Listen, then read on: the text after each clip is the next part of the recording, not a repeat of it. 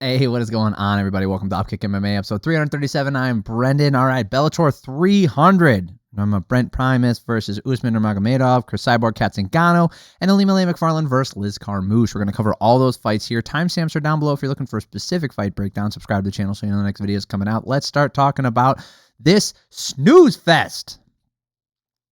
Wow, this was boring. It's so bad. So bad that this is what they chose to put in there. So let's talk about the first fight. Or sorry, the main event. Let's talk about that first. Do they have highlights? No highlights. Go figure.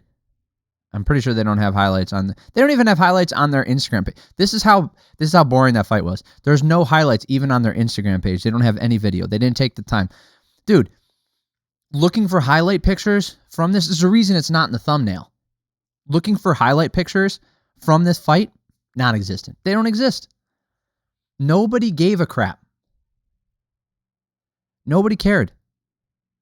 This fight was a stinker. That was so bad. Also, the Golden Gloves look like crap. Everybody wore them all night. I did not like the way they looked. You guys let me know what you guys thought. Let's talk about the fight. Let's talk about it round by round. Let's go through it. Nurmagomedov was staying on the outside, landing low kicks and body kicks. Primus trying to enter but can't get into range. Cut and paste this for every round. Usman getting the takedown at 150, and that's the rest of the round. 10-9. Yeah, he was up by total striking numbers at the end of the first round. I think it was like 60-13 or something like that, or 50-something to 13. Most of those strikes were either poking strikes on the outside or a small ground and pound. It's not that he didn't win. Usman dominated this fight. It's just it's boring. You got to know if you're putting him as the main event, like you run this risk. So you better have something on this card that brings it. And they did not. They did not. They loaded this up with 3 meaningless title fights. I mean, this was one of the worst Bellators I've watched in recent memory. It's not the worst one. Well, it might be the worst one. Especially because that's the only thing that was on this main card. So you stay up all night. You have to go through the bullcrap Paramount Plus Showtime UI and their horrible scheduling. So you have to sit there and watch this live. You have to sit there and watch these 3 title fights live. Meanwhile, I thought the prelims weren't bad. I mean, they weren't horrible, but the thing is, even if they are horrible, they're on YouTube, so you can fast forward, you can rewind, you can go back, you can do whatever you want. You can walk away and come back, and you won't miss anything. Dude, I know what game they're playing. I know what game they're playing to try and get everybody watching the live event. I know that. They've been doing it for a while now with Bellator, and guess what? It's done nothing but make me... I don't know about you. This is anecdotal because this is my experience, my personal experience. But I can't imagine I'm the only one who dislikes this model. I'll watch a UFC pay-per-view live. I'll watch a Bellator event live. But I'll be damned if I can't rewatch something I want to watch. Or let's say I walk out of the room. I can't rewind it if I happen to miss something. Or if I look down to either check my phone, or if I'm eating something or drinking something, if something happens in my house, anything happens, I just miss that, and I have to wait around till the next day to watch it on Bellator, the replay of it in the next morning. It's horse crap. It's horrible. Second round. Usman poking with the kicks, using the side oblique kick to keep the range. Primus tries for a takedown. I think this is where he did the hook kick. Tried for the takedown at 140. Nothing doing there. Usman wins this round by stabbing from the outside and staying safe. 20-18. Now, Bellator has this thing where they are positioning themselves to be a developmental league all in one, right? They don't have a feeder league like they do, like the UFC does. Like they use LFA, they use Cage Warriors, they use other organizations Titan FC. They use them to develop talent and see them. They also have the Dana White Contender Series. Bellator doesn't have that. They show everything, right? They'll show it on the prelims. They won't necessarily show it on the main card, but point is they develop internally and they bring they bring their talent up. The problem is it limits a lot of the development for these fighters because they just don't get the best fighters in there from the jump. It's not a crapshoot. Obviously, they can scout talent, but when they're looking for this stuff, you end up with these homegrown guys who do excellent things, like the freaking Pitbull brothers, especially Patricio Pitbull. Holy shit, one of the best fighters of all time, homegrown, right? I don't know if he has, or finally what's his face getting his act together. Oh, good grief. Now I don't remember his name. Ugh, they were pushing him so hard, and he kept getting knocked out. I can't remember why I'm drawing a blank. Anyway, the point is, when they develop these guys and they get them internally, or they take even a semi-known quantity or a guy from some sort of regional scene with a bigger name like a Nurmagomedov, and they bring him up in here, and then they just instantly dominate. The thing is, he's built up no name, so he's trying to build it on Bellator, and it's just not enough of an audience, right? It's not. You're not going to be able to.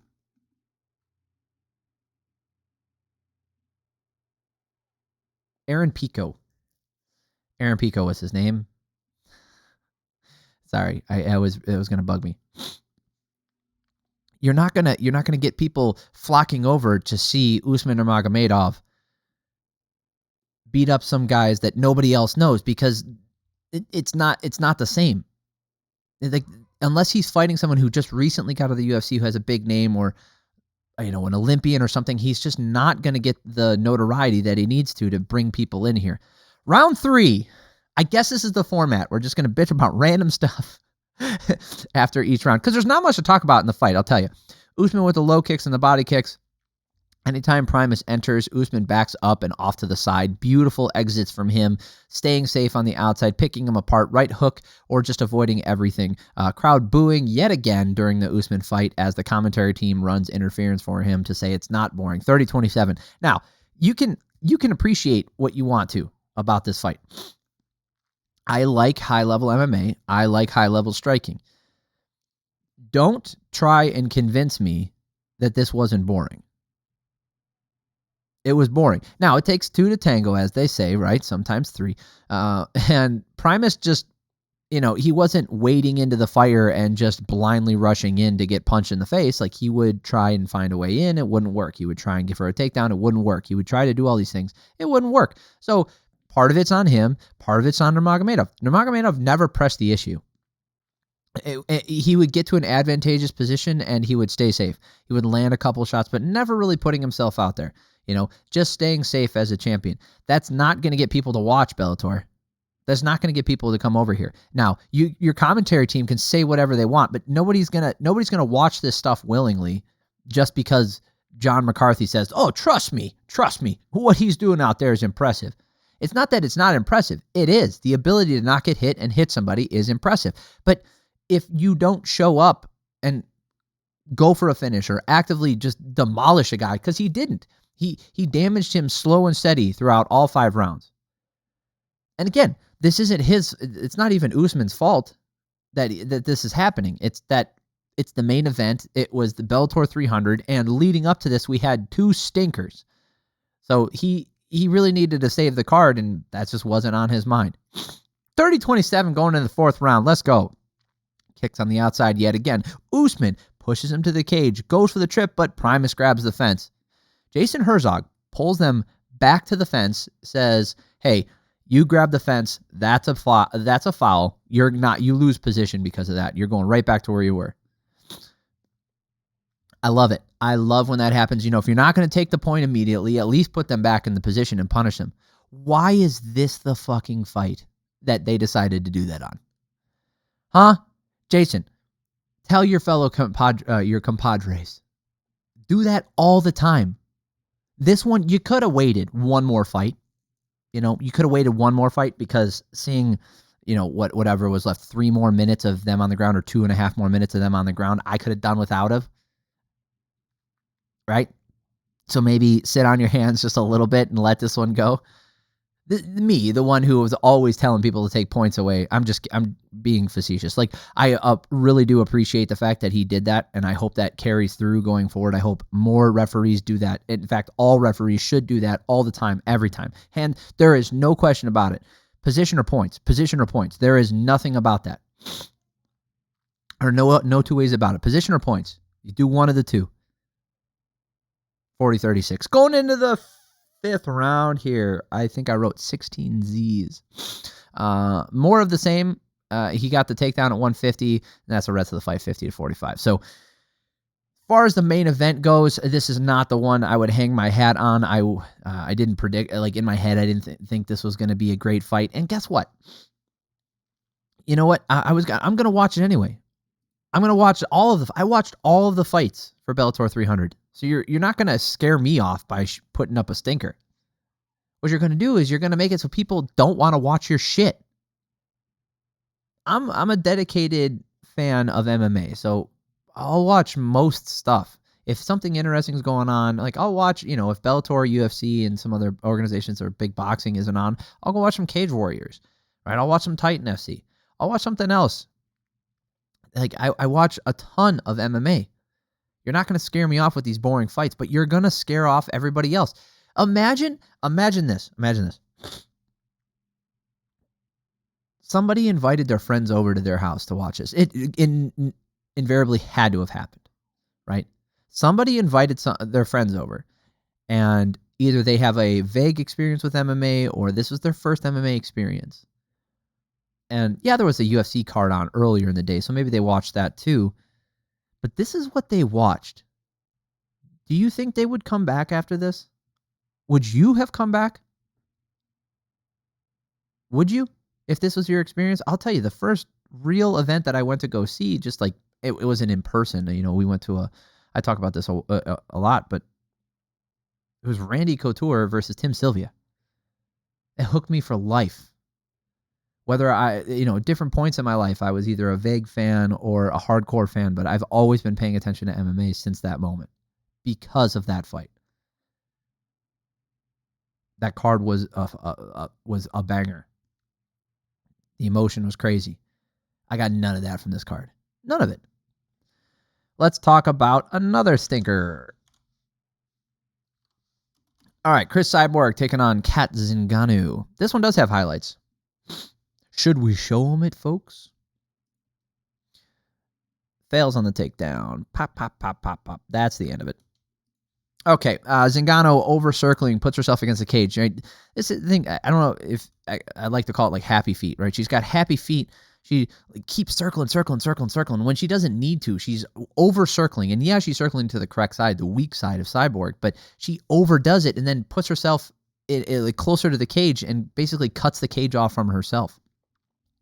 They both land low kicks. Cyborg landing a left hook and shucks off a takedown attempt. Zingano trying to get into the clinch, but with her arms out wide as she wades in, taking shots to the body. Zingano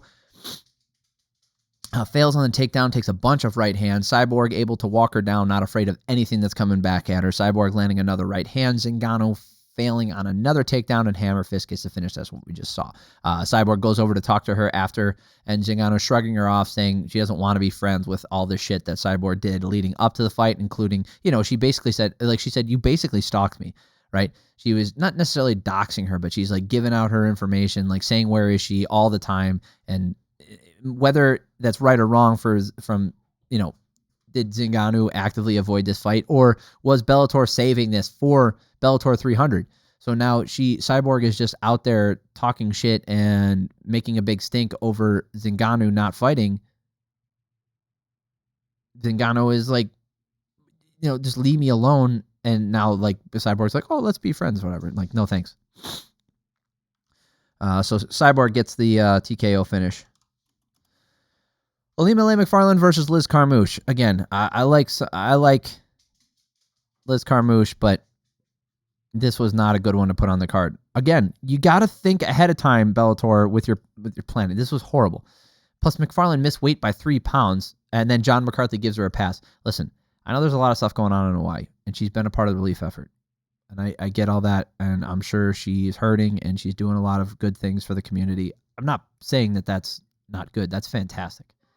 What I'm saying is that is mutually exclusive from making weight. Okay? If you're not going to make weight for the fight, then don't take the fight. Right? You're I have shit to do. I can't make weight.